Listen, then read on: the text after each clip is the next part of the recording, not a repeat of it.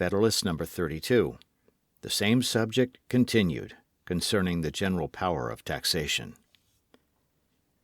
From the Independent Journal, Wednesday, January 2nd, 1788. Hamilton. To the people of the State of New York.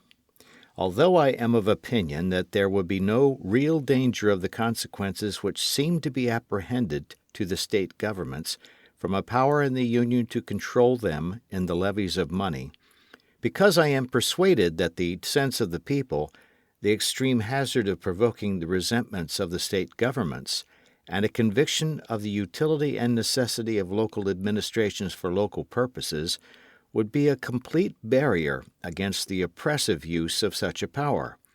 Yet I am willing here to allow, in its full extent, the justness of the reasoning which requires that the individual states should possess an independent and uncontrollable authority to raise their own revenues for the supply of their own wants. And making this concession, I affirm that, with the sole exception of duties on imports and exports, they would, under the plan of the Convention, retain that authority in the most absolute and unqualified sense, and that an attempt on the part of the national government to abridge them in the exercise of it would be a violent assumption of power, unwarranted by any article or clause of its Constitution. An entire consolidation of the states into one complete national sovereignty would imply an entire subordination of the parts, and whatever powers might remain in them would be altogether dependent on the general will. But as the plan of the Convention aims only at a partial union or consolidation, the state governments would clearly retain all the rights of sovereignty which they before had, and which were not, by that act, exclusively delegated to the United States. This exclusive delegation, or rather this alienation, of state sovereignty, would only exist in three cases: where the Constitution in express terms granted an exclusive authority to the Union, where it granted in one instance an authority to the Union and in another prohibited the states from exercising the like authority, and where it granted an authority to the Union to which a similar authority in the states would be absolutely and totally contradictory and repugnant.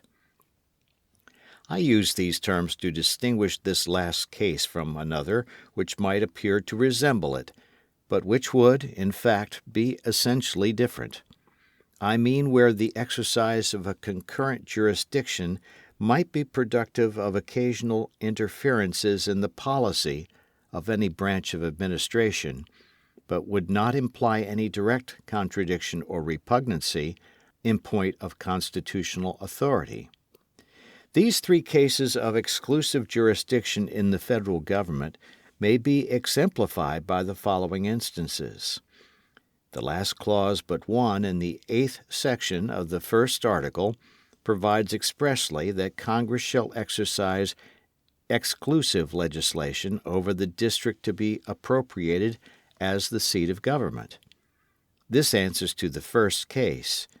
The first clause of the same section empowers Congress to lay and collect taxes, duties, imposts, and excises. And the second clause of the 10th section of the same article declares that no state shall, without the consent of Congress, lay any imposts or duties on imports or exports, except for the purpose of executing its inspection laws. Hence would result an exclusive power in the Union to lay duties on imports and exports, with the particular exception mentioned, but this power is abridged by another clause, which declares that no tax or duty shall be laid on articles exported from any state, in consequence of which qualification it now only extends to the duties on imports. This answers to the second case. The third will be found in that clause which declares that Congress shall have power to establish a uniform rule of naturalization throughout the United States. This must necessarily be exclusive, because if each state had power to prescribe a distinct rule, there could not be a uniform rule. A case which may perhaps be thought to resemble the latter, but which is in fact widely different, affects the question immediately under consideration. I mean the power of imposing taxes on all articles other than exports and imports.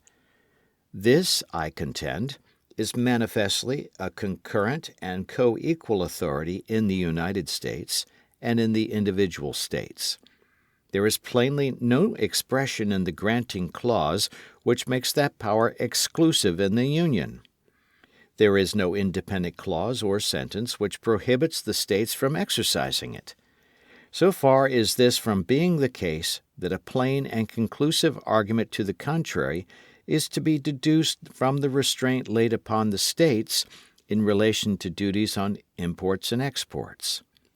This restriction implies an admission that, if it were not inserted, the states would possess the power it excludes, and it implies a further admission that as to all other taxes, the authority of the states remains undiminished.